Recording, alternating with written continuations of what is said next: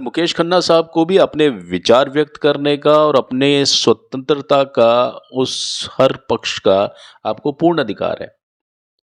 अब वो चाहे मुकेश खन्ना फ़िल्म इंडस्ट्री की बात करें, अभिनेताओं की बात करें, आजकल के सिस्टम की बात करें, वो सारी बातें अच्छी हैं। लेकिन ये आलोचना तब बहुत ज़्यादा अनुचित लगती है, जब वो आलोचनाएँ रचनात्मक ना हो करके, वो व्यक्तिगत मतभेदों और पक्षपात से प्रेरित हों। साफ तौर पर लग रहा है कि जो काम आजकल मुकेश खन्ना कर रहे हैं, उसमें कहीं पर भी वो कला के बारे में बात नहीं कर रहे हैं कि भई किसी से कलाकारी में कहीं कोई कमी हो रही है और वो इस चीज़ के ऊपर भर्त्सना कर रहे हैं। वो बिना कोई किसी चीज़ का रेफ़रेंस लिए हुए, अगर वो टाइगर श्रॉफ की भी बुराई कर रहे हैं, तो पहले टाइगर श्रॉफ की कोई बुराई का कोई एक बिंदु पकड़ो तो सही कि भई उसने ऐसा किया, ऐसा किया। आप फिर एग्ज़ाम्पल दो कि ऐसा नहीं होना चाहिए। आप सीधा आकर के किसी की भी भर्त्सना कर रहे हैं।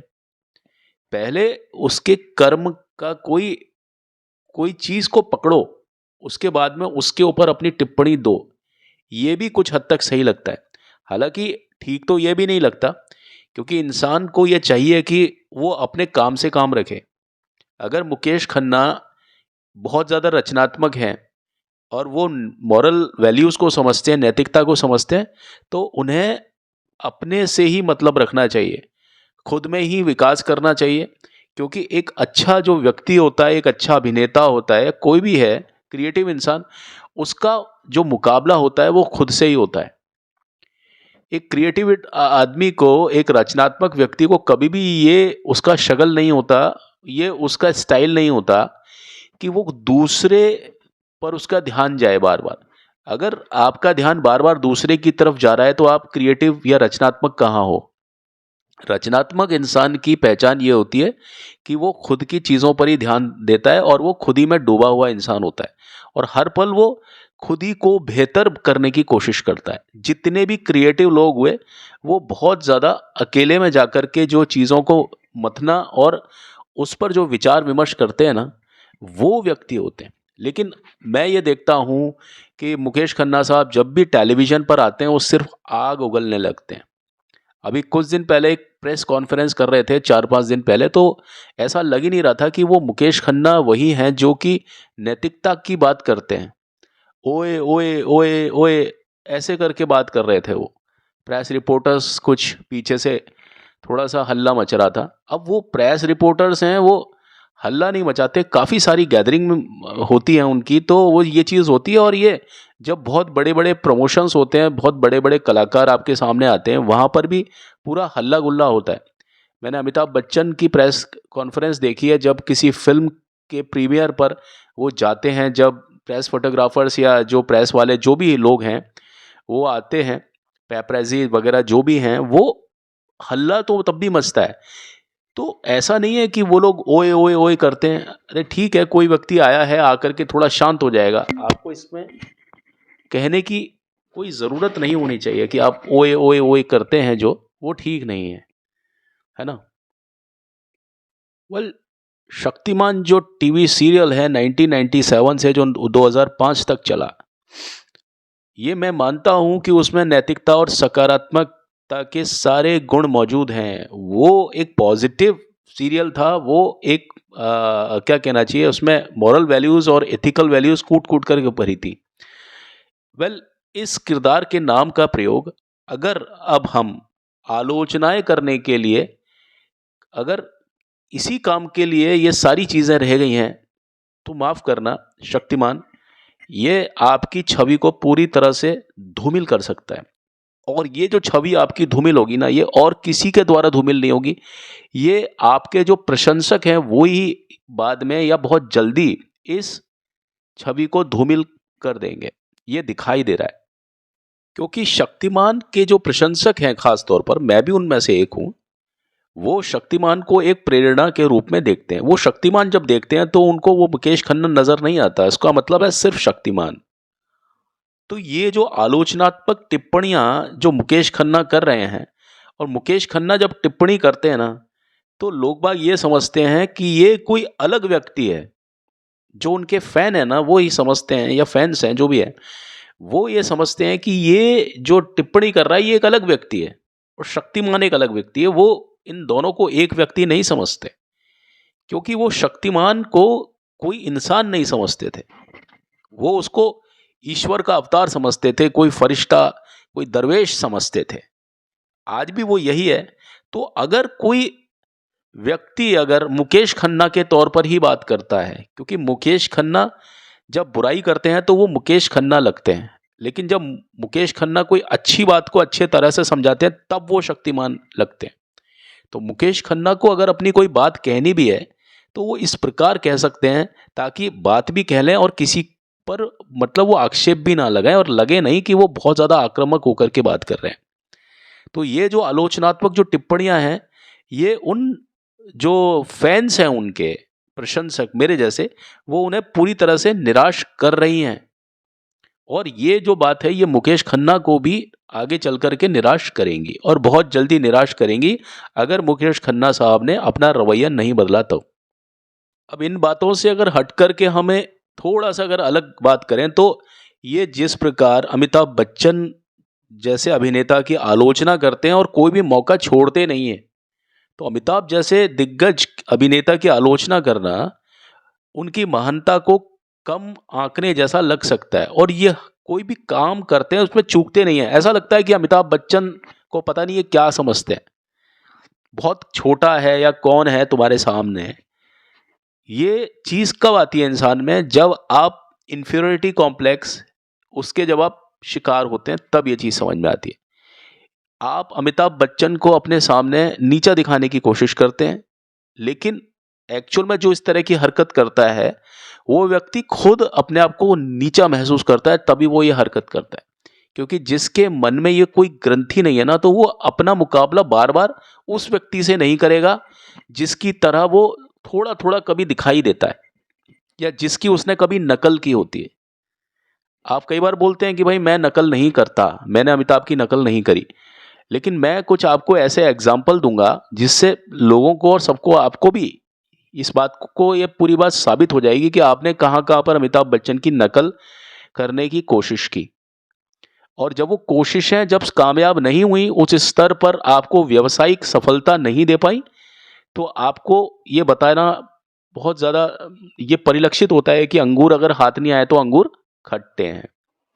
क्योंकि वो समय भी कोई दूर नहीं था 1981 का, 1982 का, जब आपकी फिल्म रूही से जो आपने शुरुआत की थी, दूसरी फिल्म आपकी वक्त के शहजादे थे, फिर उसके बाद में कैप्टन बेरी, कई फिल्में आपने की इस तरह की जिन्होंने बॉक्स ऑफिस पर पानी तक नहीं मांगा, लेकिन उनकी कहानियाँ, उनके जो सीन्स हैं, उनके जो गाने हैं, उनका जो पिक्चराइजेशन है, आप भी उसमें हीरोइन के पीछे भागते हैं, उसके साथ में वही चीज़ करते हैं जो अमिताभ बच्चन करते थे उस टाइम पर फिल्मों में, है ना।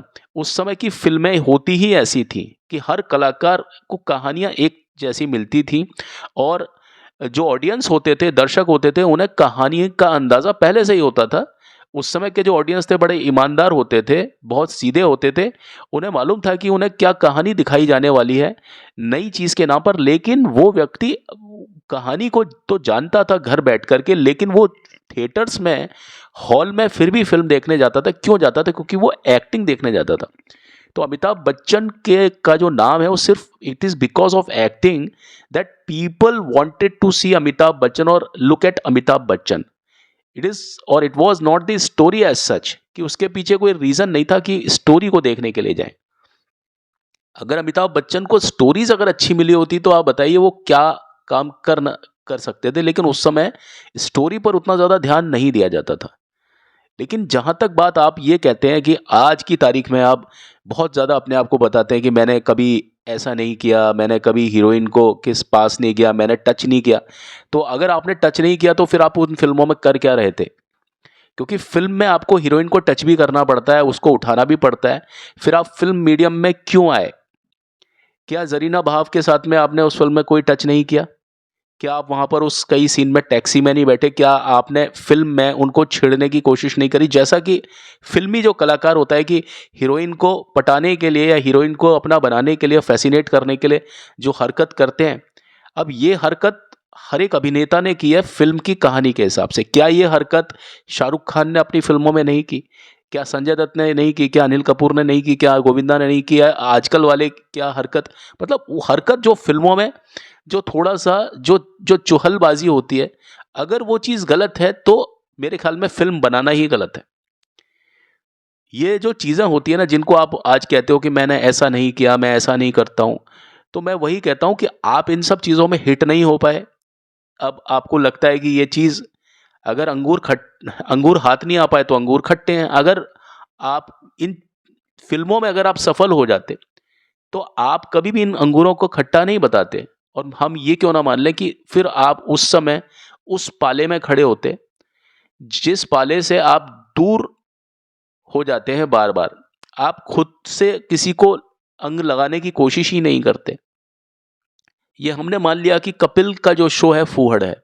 मैं खुद भी इस बात को मानता हूँ कि कपिल का शो है जो फूहड़ है, बहुत अर्थों में फूहड़ है। उस शो में आप नहीं गए, अच्छी बात है, बहुत अच्छी बात है। रणवीर सिंह को आप फूहड़ बोलते हो, मैं भी मानता हूँ कि रणवीर सिंह फूहड़ है। फ़िल्में करता है वो आदमी, अच्छा काम करता है, उसकी परफ़ॉर्मेंस बहुत शानदार होती है, अच्छे लेवल की होती है। हम ये भूल जाते हैं कि वो रणवीर सिंह ही है क्या। आप चाहे कोई भी फ़िल्म उसकी उठा के देख लो, वो कैरेक्टर में घुस जाता है वो आदमी। शाहिद कपूर जैसे अभिनेता भी उसके सामने कुछ भी दिखते नहीं हैं। लेकिन अगर रणवीर सिंह की, अगर मैं रणवीर सिंह ही बोलूँगा, अगर बीच में कपूर आ जाए नाम, तो उसका मतलब रणवीर सिंह ही होगा, क्योंकि मेरे सामने कोई स्क्रिप्ट नहीं होती है। तो रणवीर सिंह की बात कर रहा हूँ मैं, क्योंकि उनको रणवीर सिंह का आजकल बड़ा इशू चल रहा है कि रणवीर सिंह, रणवीर सिंह, रणवीर सिंह। भाई रणवीर सिंह नहीं कर पाएंगे शक्तिमान, ये दुनिया जानती है। क्योंकि जो शक्तिमान है वो नैतिकताओं से भरा हुआ इंसान है। और आप भी अपनी ज़िंदगी में एक स्वच्छ छवि के साथ में जीने लगे, खास तौर पर तब जब शक्तिमान और भीष्म पितामह की तरह लोग बाग जब आपको देखने लगे, तो उसके बाद में आपने बहुत अच्छी ज़िंदगी जी, इस बात में कोई भी दो राय नहीं है। लेकिन क्या उससे पहले आप ऐसी फ़िल्मों का हिस्सा नहीं रहे? क्या आपने जो फ़िल्में की थी, क्या आप उसमें साधु संत बने हैं? नहीं साहब, आप उसमें साधु संत नहीं बने। आपने उसमें वही काम किए हैं जो कि जो फ़िल्मों में जो काम करते थे ना, हीरो लटके-झटके दिखाते थे, जिस चीज़ को आपने बाद में चल के मतलब बहुत ज़्यादा गलत बोलने लगे कि ये ऐसा होता है, वैसा होता है, तो आपने भी अपने करियर की शुरुआत ऐसी ही फ़िल्मों के साथ की थी। मेरे कहने का तात्पर्य आपसे यह है। तो बात अगर हम रणवीर सिंह की बात करते हैं, तो रणवीर सिंह तो बहुत लोगों को अच्छा नहीं लगता। क्योंकि अगर वो फ़िल्में नहीं कर रहे होते हैं, और अगर वो जब प्रेस कॉन्फ्रेंस में होते हैं या अपनी वैनिटी वैन में होते हैं या वो दोस्तों के साथ होते हैं, तो वो कितनी छिछोड़ वाली हरकत करते हैं, वो दुनिया जानती है। वो किसी भी एक्टर एक्ट्रेस के कहीं पर भी हाथ लगा देते हैं, और वो उसको उसके उनके चेहरे से लगता है कि वो कितना ज़्यादा छिछोड़ा व्यक्ति है, वो सब जानते हैं। लेकिन क्या ये सारी चीज़ें बोलना ज़रूरी है आपको, कि भाई आप बार-बार, बार-बार, बार-बार आप उनके नाम को इस तरह से, अब आप अमिताभ बच्चन के पीछे हाथ धो कर के पड़े रहते हैं। तो अमिताभ बच्चन ना केवल एक अभिनेता हैं, बल्कि भारतीय सिनेमा की एक परंपरा है। उनके काम पर टिप्पणी करते रहना, यह आपको इस बात का ध्यान रखना चाहिए कि उन्होंने अलग-अलग युग में अलग-अलग दर्शकों को प्रभावित किया है, और आज जो उनकी फैन फॉलोइंग है ना, वो उसके सामने आप कहीं नहीं अड़ सकते हो। आप क्या, कोई नहीं अड़ सकता है। ये उस दिन मालूम चलेगा जिस दिन अमिताभ बच्चन इस फ़िल्म इंडस्ट्री में नहीं होंगे। जब इस दुनिया से जाएँगे ना वो बच्चन साहब, उस दिन आपको मालूम चलेगा कि अमिताभ बच्चन क्या है। हो सकता है आपको आज की तारीख में वो सारी चीज़ें नज़र नहीं आती हों, महसूस नहीं होती हों। या ये समझें कि आपको इतनी ज़्यादा महसूस होती हों कि आपको वो चीज़ें अच्छी नहीं लगती, वो चीज़ें अखरती हैं आपको अमिताभ बच्चन की। आप सच बताऊँ, अमिताभ बच्चन जब एक समय था कि उनकी एक साल में 5-5 फ़िल्में जो होती थी, फ्लोर पर होती थी और सारी हिट होती थी। अचानक से एक समय ऐसा आया कि अमिताभ बच्चन फ़िल्म इंडस्ट्री से आउट हो गए। वो समय था जब इंदिरा गांधी की जब हत्या कर दी थी, 31 अक्टूबर 1984 को, जो प्रधानमंत्री थीं उस समय। उसके तुरंत बाद में कुछ ऐसा हुआ कि इनको रेज़िग्नेशन देना पड़ा, और अपना दोस्त जो इंदिरा गांधी के जो बेटे हैं बड़े, वो जब प्रधानमंत्री पद के लिए मनोनीत हुए, राजीव गांधी साहब, आप उनके परम मित्र थे, अमिताभ बच्चन उनके परम मित्र थे। तो राजीव गांधी के सलाह पर अमिताभ बच्चन ने फिल्म इंडस्ट्री को एकाएक छोड़ दिया और वो टोटल पॉलिटिक्स में आ गए। कुछ समय उन्होंने पॉलिटिक्स को सर्व किया, कोशिशें की, लेकिन जब उन्होंने सोचा कि मैं उसके लिए फिट नहीं हूँ तो उन्होंने खुद को निकाल भी लिया और फिर बाद में ठीक ढंग से शहंशाह फिल्म से 1987-88 से उन्होंने 87-88 से उन्होंने फिर से पदार्पण किया। और उसी समय पर विनोद खन्ना भी फिल्म इंडस्ट्री में नहीं थे। मैं आपको समय बताता हूँ कि विनोद खन्ना ने भी फिर से पदार्पण जो किया ना, वो 87 में जो दयावान फिल्म आई थी और महासंग्राम, दयावान से उन्होंने शुरुआत की थी। विनोद खन्ना 1981 से ही आउट हो गए थे। वो ओशो आश्रम में जाकर के रहने लग गए थे, मानसिक शांति और कुछ उनके साथ में कुछ पर्सनल इश्यूज ऐसे चल रहे थे कि बहुत लोगों ने उनको सलाह दिया कि भाई ओशो आश्रम में जाने के लिए। मेरे कहने का अर्थ यह है कि मैं आपको ये बताता हूँ कि आपने हमेशा अपने प्रोग्राम में अमिताभ बच्चन को क्रिटिसाइज़ किया। अच्छी बात है, आपने क्रिटिसाइज़ किया, लेकिन आपने उस तरह से क्रिटिसाइज़ किया कि अमिताभ ने कहा मेरे बारे में मुझे देख करके कि साला कॉपी करता है मेरी। ठीक है, उन्होंने कहा, तो आप इस चीज़ को शो करके बताते ना कि आप अमिताभ बच्चन को कॉपी नहीं करते। मैं कहता हूं कि आप अमिताभ बच्चन को कॉपी करते थे, लेकिन आपकी कॉपी चली नहीं, या वो जो कॉपी थी वो बड़ी घटिया स्टैंडर्ड की कॉपी हुआ करती थी। मैं उसको कॉपी इसलिए बोलूंगा क्योंकि बहुत सारे लोगों पर यह आरोप लगा है कि वो उसकी कॉपी करते हैं, वो उसकी कॉपी करते हैं। इंडस्ट्री में कितने लोगों के नाम बताऊं जो ना जाने किस किस की कॉपी करते हुए आए थे, बाद में उन्होंने उस पर काम किया और फिर अपना एक अलग स्टाइल ले लिया। अगर मैं किशोर दा की बात करता हूं तो किशोर दा ने शुरुआत अपनी खुद की आवाज़ से नहीं की थी, उन्होंने केएल सहगल साहब की आवाज़ की कॉपी की थी। यही हालत थी मुकेश साहब की। इतने अच्छे जो मुकेश साहब ने गाने गाए हैं, शुरुआत में उन्होंने भी केएल सहगल की ही कॉपी की थी। दिल जलता है तो जलने दे, है ना, आंसू ना बहा फरियाद ना कर, वो जो गाना था है। कितने लोग थे जिन्होंने किस किस की कॉपी नहीं की। बहुत सारे कलाकार थे जिन पर कॉपी करने का आरोप लगा, लेकिन उन्होंने बाद में अपनी एक्टिंग में सुधार किया और फिर वो अपने तरीके से काम किया। और ऐसा कौन सा स्टार है फिल्म इंडस्ट्री में जो किसी की कॉपी नहीं लगता। इवन अमिताभ बच्चन के बारे में भी कहा जाता है कि वो दिलीप कुमार साहब की कॉपी करते हैं या उन पर मार्लन ब्रांडो का असर है ना। शाहरुख खान साहब लगता है दिलीप कुमार की कॉपी करते हैं जब वो देवदास करते हैं। जब वो डॉन फिल्म करते हैं तो लगता है अमिताभ बच्चन की कॉपी कर रहे हैं, है ना। कौन सा ऐसा स्टार है जो आपको नहीं लगता कि कॉपी नहीं कर रहा। आप अगर जुबिली कुमार की बात करें, राजेंद्र कुमार साहब की, वो भी जिनकी फिल्में 25 हफ्ते से कम नहीं चलती थी, उनको जुबिली कुमार इसीलिए कहा जाता था। उन पर भी ये आरोप था, बल्कि आरोप नहीं, ये सही बात थी कि वो भी दिलीप कुमार की कॉपी करते थे। मनोज कुमार साहब भी कुछ ना कहीं कुछ हद तक जब वो चेहरे वेहरे पे हाथ रख लेते थे तो ऐसा लगता था वो दिलीप कुमार की कॉपी कर रहे हैं। लेकिन उसके बावजूद भी इन सबके नाम अलग अलग थे। मनोज कुमार को भारत कुमार कहा जाता था। वो अपनी फिल्मों की वजह से, वो अपने डायरेक्शन की वजह से, जो उन्होंने कई फिल्में दी, उन्होंने क्लर्क फिल्म दी, उन्होंने क्रांति दी है, कलयुग और रामायण दी, कितनी अच्छी अच्छी फिल्में उन्होंने दी। उपकार फिल्म देखिए आप उनकी, पूरब और पश्चिम देखिए। तो ये मनोज कुमार की अपनी खुद की भी एक आइडेंटिटी होती थी। अगर आप बात करें राजेश खन्ना साहब की, तो राजेश खन्ना को भी अगर आप देखते हैं तो लगता है कई बार वो देवानंद साहब की कॉपी हो रही है।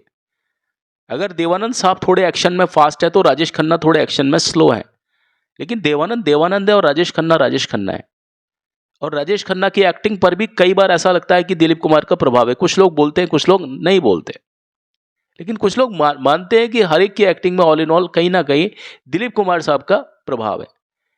और एक व्यक्ति ऐसा था जिसकी एक्टिंग पर कोई भी प्रभाव बाकी नहीं था, वो संजीव कुमार साहब थे। कि संजीव कुमार ने कभी भी लगता ही नहीं है कि किसी का प्रभाव इन पर है। अगर हम अमिताभ बच्चन के अगर डांसिंग वाला स्टाइल देखें तो डांसिंग में उन्होंने पूरा जो डांस है वो भगवान दादा का कॉपी है। आप कहीं से भी कॉपी करते हैं, लेकिन जब आप उसमें बहुत ज़्यादा रम करके काम करते हैं ना, तो वहाँ पर वो चीज़ कॉपी नज़र नहीं आती है। यही चीज़ म्यूज़िक डायरेक्टर्स पर भी है। म्यूज़िक डायरेक्टर्स जितने भी पुराने हैं या कोई भी है, इवन ए आर रहमान है, जिनके ऊपर ये बताया जाता है कि साहब उन्होंने कभी कॉपी नहीं किया, कॉपी तो उनका म्यूज़िक भी था, लेकिन जब वो बहुत ज़्यादा रम करके और तरीके से काम करते हैं, बहुत घुस करके, बहुत क्रिएटिव तरीके से काम करते हैं, और उन्होंने झलक ली, लेकिन उसके बाद में वो अपना पूरा पोटेंशियल देते हैं, वहाँ पर वो जो चीज़ बनती है वो अलग ही होती है। उसको फिर हम कॉपी नहीं कह सकते। लेकिन क्या आपने कभी इस तरह से इस एंगल पर जाकर के इतनी सीरियस तरीके से काम किया? क्योंकि मैं आपको फिर बता दूं कि जब अमिताभ बच्चन राजनीति में जा चुके थे और उसी समय पर विनोद खन्ना भी ओशो आश्रम जा चुके थे, वो एक ही समय की बात थी और वो दोनों ही सुपरस्टार थे। अगर वो दोनों इंडस्ट्री में उस समय होते, जो कि अचानक से आउट हो गए थे, तो इंडस्ट्री में कभी भी ऐसा नहीं होता जैसा बाद में हुआ। उनके जब वो आए तो फिल्म के समीकरण चेंज हो गए, सारा जो माहौल था फिल्म इंडस्ट्री में किस तरह से हो गया मुझे बताने की ज़रूरत नहीं है। तो मेरे कहने का मतलब है कि जो उस समय जो एक वैक्यूम क्रिएट हुआ, उस समय कोई भी नहीं था, ये समझ लीजिए। और जबकि आप उस समय फिल्म इंडस्ट्री में शुरुआत कर रहे थे, जो आपकी कुछ फिल्में थी जिनके मैंने नाम लिए, जैसे रूही स्टार्ट में 1981, कौन जानता है इस फिल्म को, बताइए। आप मुझे एक भी ऐसा कोई सीन बता सकते हैं कि जो आपने बहुत शानदार वाला किया हो। किसी फिल्म में अगर कोई कलाकार कोई काम करता है तो बड़ा जोश के साथ आता है, पहली फिल्म में खास तौर पर। वक्त के शहजादे में भी आपने ऐसा लगा कि अमिताभ की तरह कॉपी कर रहे हैं, आप उनकी तरह देख रहे हैं या कर रहे हैं, है ना। वो सारी चीज़ मैं आपको एक एक करके बताऊंगा उन सबको। आगे के जो मेरे एपिसोड्स होंगे मैं आपको एक एक तरीका बताऊंगा कि आपने क्या किया और अमिताभ ने क्या किया, है ना। आपने वो सब चीज़ें की जो अमिताभ बच्चन या विनोद खन्ना साहब करते थे, ठीक है। उसके बाद में वो चीज़ें क्यों नहीं चली, और अगर नहीं चली तो आपको अपनी एक्टिंग में बदलाव करना चाहिए था। आप उसके बाद में एक लंबे समय तक आप गायब रहे और फिर हो सकता है आपने कोशिशें की हों, लेकिन जब आप नहीं चले तो आप ये बोलते हैं कि साहब वो चीज़ें ही गलत थी, वो चीज़ें ही गलत हैं जो फिल्मों में होती हैं और ये होता है। अरे जब आप चल जाते तो क्या आप इन चीज़ों को बोल पाते हैं? नहीं बोल पाते। तो आपने खुद ने अपने मन में एक कॉम्प्लेक्स को पाला। अमिताभ ने अगर ये भी बोल दिया कि चलो कॉपी करता है, तो बल्कि आपको तो ये दर्शाना चाहिए था अपने कर्मों से कि भाई आप कॉपी नहीं करते। कितने ऐसे लोग हैं जिनकी शुरू में भर्त्सना हुई है, लेकिन उन्होंने उसी इंडस्ट्री में टिक करके काम किया है। कौन व्यक्ति ऐसा था जो मिथुन चक्रवर्ती को चाहता था? कोई नहीं चाहता था, लेकिन उन्होंने डिस्को डांसर फिल्म बना करके काम किया कि नहीं किया? वो बहुत ज़्यादा काले थे, सांवले थे, कोई भी आना नहीं चाहता था उनके साथ में। कोई एक्ट्रेस उनके साथ नहीं आना चाहती थी। डिस्को डांसर फ़िल्म में देख लीजिए, कोई एक्ट्रेस आना ही नहीं चाहती थी उनके साथ। एक रंजीता थी जिनकी 1-2 फ़िल्में थी, लेकिन रंजीता को भी लगता था कि भई ये फ़िल्म का नाम है, डिस्को डांसर हैं, तो मुझे तो कोई स्पेस ही नहीं मिलेगी इस फ़िल्म में। अब आप देखिए इस फ़िल्म में किम को लिया गया। किम जो कि डैनी डेंजोंगपा की उस समय गर्लफ्रेंड हुआ करती थी, तो उन्होंने इस फ़िल्म में एंट्री ली। अब आप देखिए कि मिथुन चक्रवर्ती का करियर कहाँ से कहाँ पहुँच गया सिर्फ़ डिस्को डांसर की वजह से। क्या कहना चाहिए, मिथुन चक्रवर्ती ने शुरुआत अपनी मृग्या फ़िल्म से की थी। मृग्या के बाद में उन्होंने कई फ़िल्में ऐसी दी, उसके बाद में उनकी बी सुभाष के साथ में दोस्ती हुई और बातचीत हुई, तकदीर का बादशाह और गन मास्टर G9, सुरक्षा, वारदात, ये फ़िल्में पहले आ चुकी थी, है ना? उसके बाद में ये आई थी। डांस को वो इंट्रोड्यूस कर चुके थे कहीं न कहीं, तकदीर का बादशाह और में थोड़ा-थोड़ा उनका सीन होता था डांसिंग का। तो उन्होंने फिर भी एस्टेब्लिश किया ना खुद को।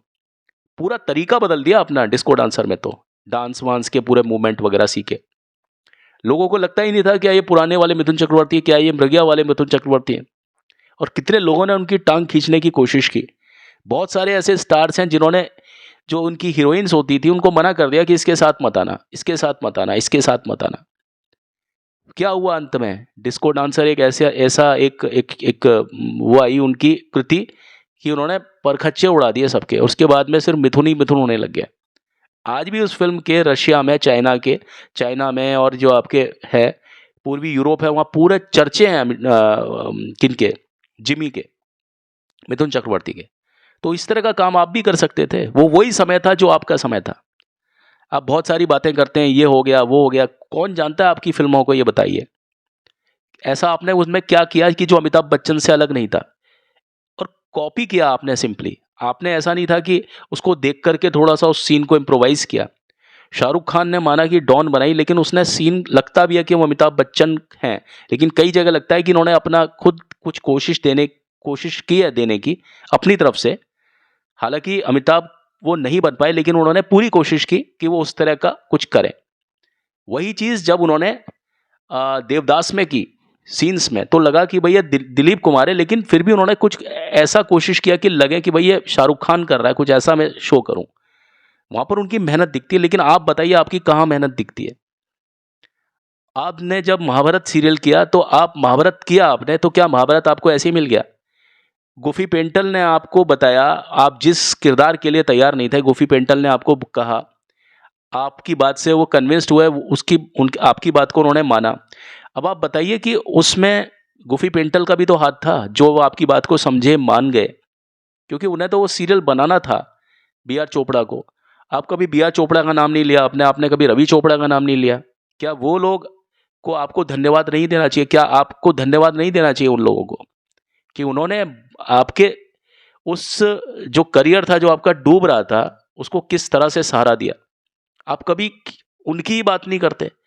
गजेंद्र चौहान से आपका झगड़ा हो गया, आपने कभी कृष्ण को उस तरह से नहीं लिया। आपने उसके किसी भी कैरेक्टर के बारे में आप अपने टीवी सीरियल में, जो आपका जो शो है, उसमें बात ही नहीं करते। औरों को तो छोड़िए आप। शक्तिमान में आप सिर्फ शक्तिमान की बात करते हैं, तो गंगाधर की बात करते हैं और खुद की बात करते हैं, और दूसरे कैरेक्टर्स की बात करते हैं तो थोड़ा सा नीचे तरीके से बात करते हैं, जैसे आप खुदा थे, आपने उनको काम दिया, उनके पास काम नहीं था, बहुत ज़्यादा रहनुमा बन गए आप उनका। किटू गिडवानी ने वो शो छोड़ दिया पहले दिन आपका तरीका देख करके, तो आपको बहुत ज़्यादा बुरा लगा। हो सकता है उन्होंने आप में न जाने ऐसा क्या चीज़ देखी हो नेगेटिव, कि उनको लगा हो कि भाई मैं ये फॉलो नहीं कर पाऊंगी इस तरह की चीज़ों को। अच्छा था आपके साथ में वो सारी चीज़ें हुई, बहुत बढ़िया था, लेकिन जो आप कर रहे हैं क्या वो सही चीज़ है क्या? क्या ये कहना ये ठीक है कि आप जिस तरह से भर्त्सना करते फिर रहे हैं?